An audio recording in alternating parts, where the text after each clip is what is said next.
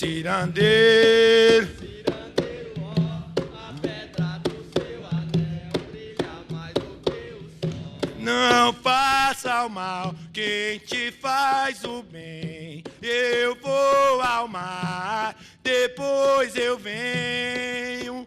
E lá no mar tem uma pedra. Medicalização significa tornar médico. E de uma forma mais técnica, quando eu quero explicar o que é medicalização, eu digo o seguinte, eu falo como que é um processo onde problemas não médicos, eles são definidos e tratados como problemas médicos.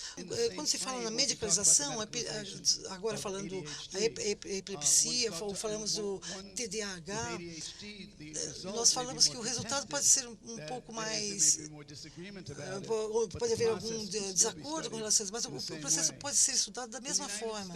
Nos Estados Unidos, eu acredito que seja claro, pelo que eu ouvi hoje à tarde, que no Brasil, a principal preocupação com relação à medicalização é a supermedicalização. A medicalização é uma estratégia política que tem sua origem nas teorias de degeneração dos anos 30. Né? Então, as pessoas, se têm problemas, são degeneradas, e isso é próprio a raças, a pobreza, a situação social. Quer dizer, não são teorias científicas, são afirmações ideológicas travestidas de teorias científicas. E, basicamente, dois tipos, né, de supostos transtornos estão sendo amplamente veiculados, que são a dislexia e o TDAH, o transtorno de déficit e atenção e hiperatividade. Bom, como é que a gente tem constatado essa presença tão forte da dislexia e do TDAH? Um dos dados, né, bastante contundentes são dados a respeito do consumo de medicamentos, né, da indicação de medicamentos, dados esses trazidos pelo Instituto Brasileiro de Defesa dos Usuários de Medicamentos, onde a utilização do metilfenidato, que é um medicamento que compõe, não é, dois medicamentos vendidos no mercado para a utilização em crianças que supostamente sejam diagnosticadas com transtorno de déficit de atenção e hiperatividade, subiu de 71 mil caixas vendidas em 2000 para 1.147.000 caixas vendidas em 2008. Passa-se a explicar o mecanismo das doenças pelo mecanismo de ação de drogas que tem eficácia sintomática nessa listagem de sintomas, que é, basicamente, o mecanismo de explicação que é associado à depressão e associado à maior parte das doenças da saúde mental hoje, que tendem a ser resumidas a uma listagem de sintomas. Ao mesmo tempo que a gente vai resolvendo os problemas que teriam mesmo intervenção mais biológica, como a questão das vacinações, as doenças infecciosas, etc., e aumentando a questão dos problemas ligados à saúde mental, a medicalização vem aumentando. A segunda coisa que Lacan disse, em 1966, é que o médico se tornaria, em pouco tempo, apenas um veículo por onde escoaria a produção da indústria farmacêutica e da tecnologia aliada à medicina. Essa fala dele causou uma indignação muito grande, um mal-estar muito grande na plateia e também dos médicos que o tinham convidado.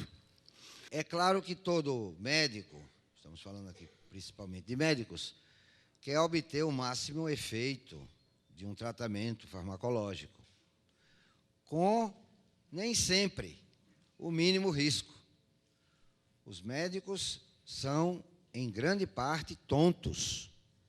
Eles não avaliam, não é, a necessidade de se realmente prescrever um fármaco que tenha o máximo efeito com o mínimo risco, porque a ausência de risco nenhum fármaco tem. Aliás, o próprio médico pode ser um agente, né, de risco. O moleque é tu, o moleque é tu, o moleque é tu, o moleque é tu.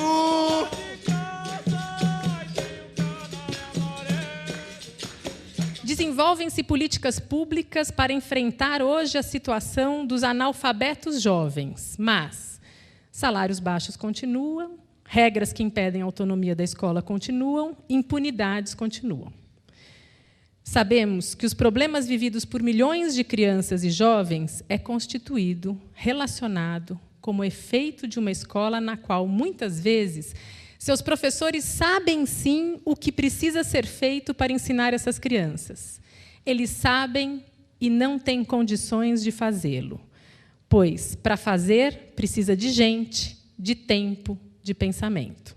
É prático para um governo pôr a culpa num problema que não é dele. Quer dizer, a culpa da má qualidade da educação, os alunos não aprendem por causa dos alunos mesmo. Ou então, como estão fazendo ultimamente, pôr a culpa nos professores, né?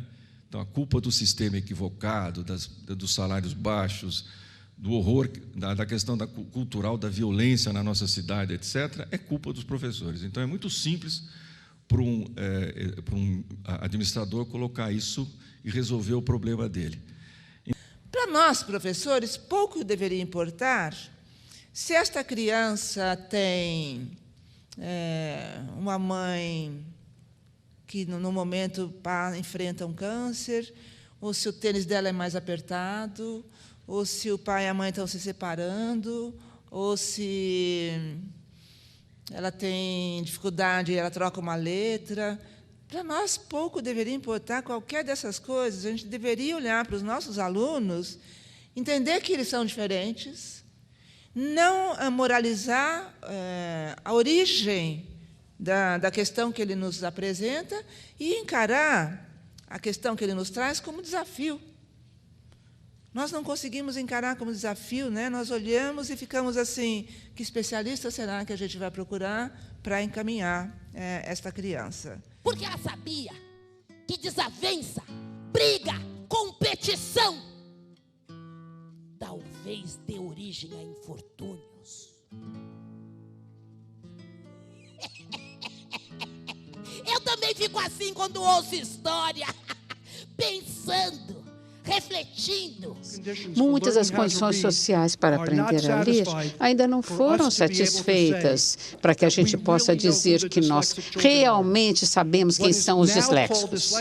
O que a dislexia hoje chamada é uma mistura de pessoas, um grupo heterogêneo, que poderiam e talvez tenham um problema biológico. Mas eu não tenho certeza, e ninguém tem. Mas certamente se inclui crianças que crescem em comunidades que não são com leitura próxima fácil, com coisa impressa fácil, com experiências de escrita e leitura em casa. Nós não podemos misturá-los todos e falar que há um fenômeno de dislexia. Não é a situação. Eu quero colocar algumas questões que eu acho que são extremamente importantes para a nossa discussão.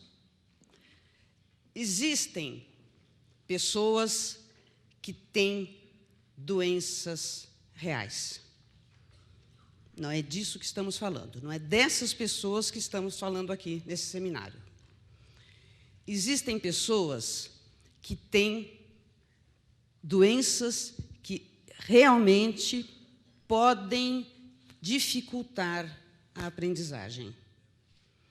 Também não é delas que estamos falando aqui. Existem infinitos modos de aprender. Tem pessoas que aprendem com muita facilidade, pessoas que aprendem com muita dificuldade, e um contínuo infinito entre esses extremos. Existem infinitos modos das pessoas serem, agirem, reagirem, sentirem, se afetarem. Existem pessoas tranquilas, calmas, que por dentro são um turbilhão. Existem pessoas que por fora são um turbilhão, mais agressivas, menos agressivas. Não estamos discutindo a existência deste painel infinito de possibilidades para o ser humano. O que está em discussão neste seminário é se um extremo desse contínuo reflete a diversidade dos seres humanos, a diversidade de possibilidades dos seres humanos, ou se esse extremo não é exatamente um extremo desta curva, mas é uma outra curva, como gostam de dizer, de pessoas que teriam doenças, que só comprometeriam aprendizagem e comportamento.